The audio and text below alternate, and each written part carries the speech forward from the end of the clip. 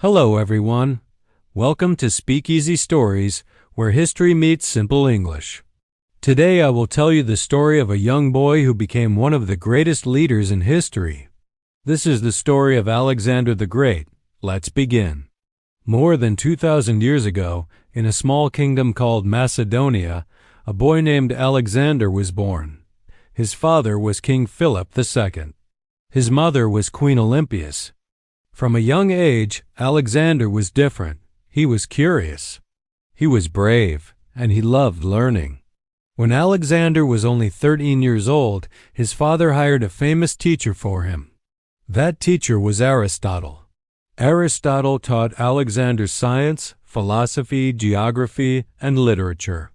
But Alexander did not only learn from books. He also trained every day to become a warrior. He learned how to ride horses. He learned how to fight. He learned how to lead soldiers. One day, a wild horse came to the palace. No one could control it. The horse was strong and angry. Many men tried. Everyone failed. Then young Alexander stepped forward. He noticed something important. The horse was afraid of its own shadow. Alexander turned the horse toward the sun. Slowly, he calmed it. Then he climbed onto its back. The crowd was shocked. Alexander had done what no one else could. His father hugged him and said, "My son, Macedonia is too small for you."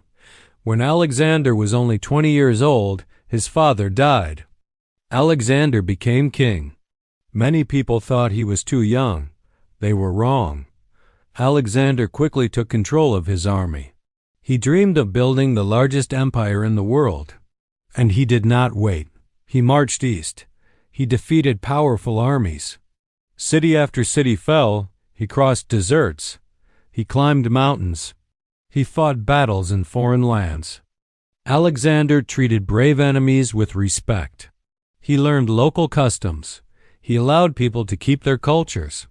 This made many nations accept him as their ruler. He conquered Persia, Egypt, and parts of India. In Egypt, people called him a god. They built cities in his name. One of them, Alexandria, became a great center of learning. Alexander was not just a fighter. He was a thinker. He wanted different cultures to live together. He encouraged marriage between Greeks and locals. He wanted one united world. But his life was short. At only 32 years old, Alexander became sick and died in Babylon. His empire was massive. It stretched across 3 continents. But after his death, it broke apart. Still, his name never faded. Today, we remember him as Alexander the Great, a boy who became a legend. If you enjoyed this story, please like, share, and subscribe to Speakeasy Stories. More simple English history stories are coming soon. Thank you for listening.